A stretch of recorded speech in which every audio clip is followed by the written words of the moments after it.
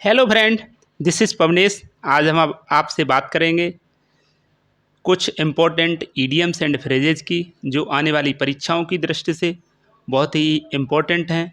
तो चलिए देखते हैं इन ईडियम्स एंड फ्रेजेज को।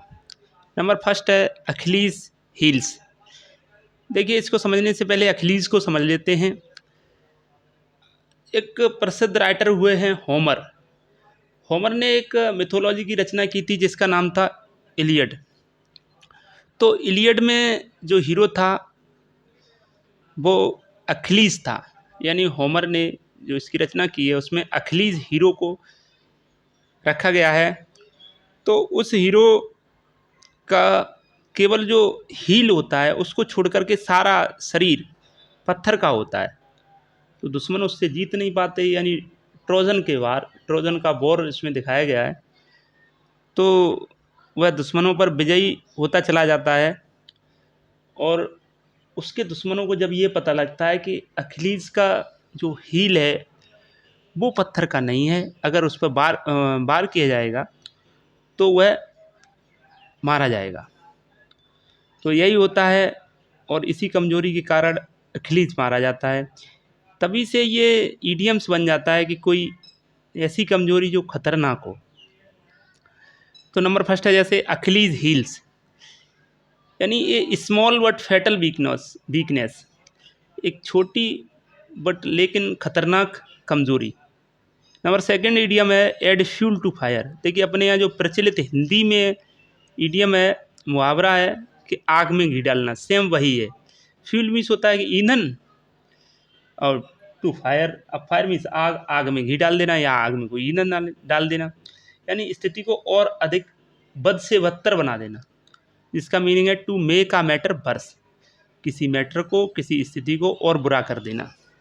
नंबर थर्ड है इन आर्म चेयर जॉब, एक ऐसी जॉब जो आराम से कुर्सी पे बैठे बैठे होती रहे, यानी पैसा भी खूब मिले और कुर्सी पे बैठे बैठे आराम से हो जाए। तो इसका मतलब है good income job with high comfort, यानी बहुत ज़्यादा इनकम हो जॉब में और कंफर्ट, आराम पूरा पूरा हो। नंबर फोर्थ है इन आयरन बिल, यानी लोहे, आयरन मीस होता है लोहा और बिल मीस होता है इच्छा शक्ति। तो लोहे जैसी इच्छा शक्ति, यानी मजबूत दृढ़ इच्छा शक्ति वाला, स्ट्रॉन्ग विल पावर, इसका मीनिंग हुआ strong will power. Number five है in an old flame. Old means होता है पुरानी, फ्लेम मीन्स चिंगारी।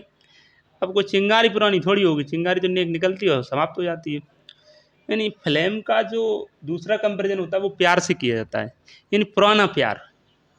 तो इसका मीनिंग हुआ a person who had a romantic relationship with in the past, किसी व्यक्ति का मैत्रीपूर्ण या प्रेमपूर्ण संबंध रहा हो पास्ट में। नंबर सिक्स है in old head on young shoulders.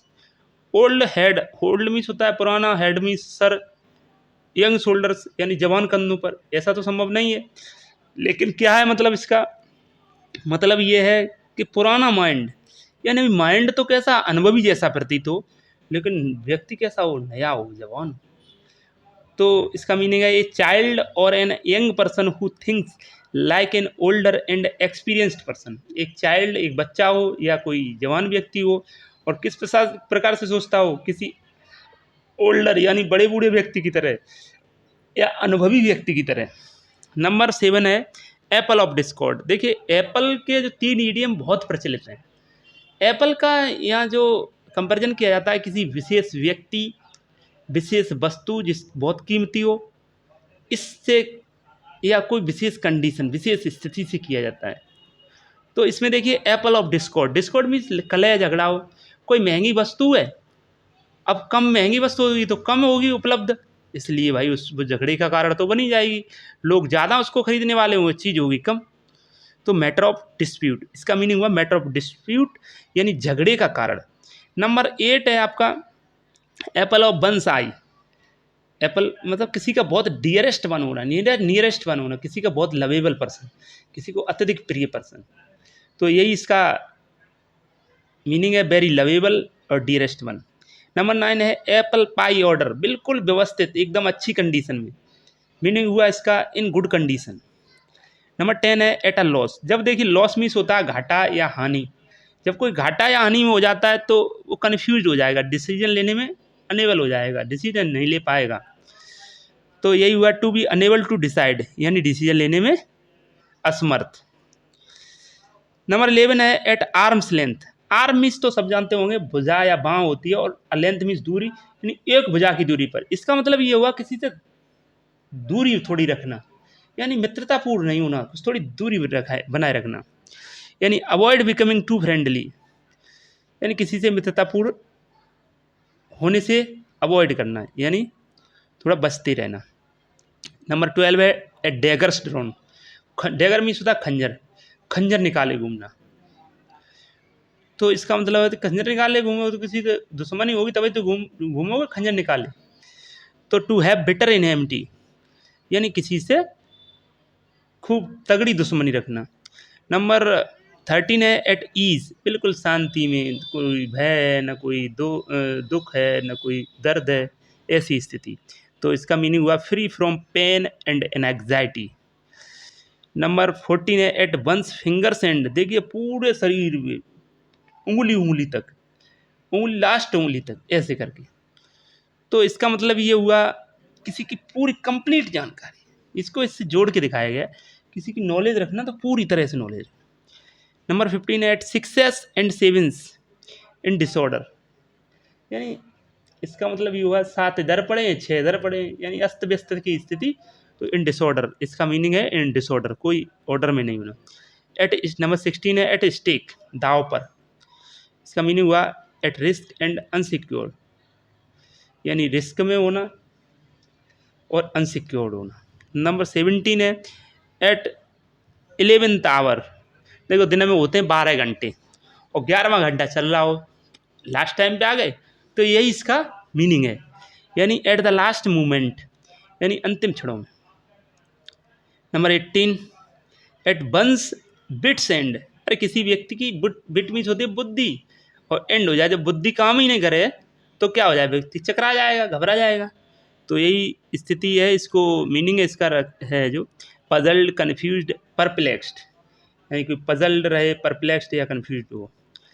Number 19 है बैक स्टेयर्स गॉसिप। ऐसी गॉसिप जो छुप के की जाए, सीढ़ियों के पीछे खड़ी होके की जाए। तो इसका मतलब अनफेयर टॉक अमंग सर्वेंट्स, यानी अनफेयर टॉक्स, वास्तव में मीनिंग जो है अनफेयर टॉक्स, अच्छी बातें नहीं खराब बातें जो कहीं छुप कर खड़े होकर की जाए। नंबर 20 है बैड ब्लड, यानी खराब ब्लड, यानी देखो जो रिश्ते होते हैं उनमें थोड़ी दुश्मनी हो, अच्छी रिश्तेदारी नहीं चल रही हो, ऐसी स्थिति कहते हैं। यानी बिटर रिलेशनशिप, कड़वाहट भरे रिश्ते, या इनेमिटी या दुश्मनी, इसका जो मीनिंग मैंने बताया आपको। देखिए मैंने ये 20 ईडियम्स आपसे डिस्कस किए और मैंने भरपूर कोशिश की कि आपको ये समझ आए। मैंने कहीं ना कहीं किसी न किसी चीज़ से जुड़ करके इनको आपको एक्सप्लेन करने की कोशिश की। अगर हमारा ये वीडियो आप लोगों को पसंद आया हो तो प्लीज़ चैनल को लाइक करें, शेयर करें और सब्सक्राइब करें। धन्यवाद।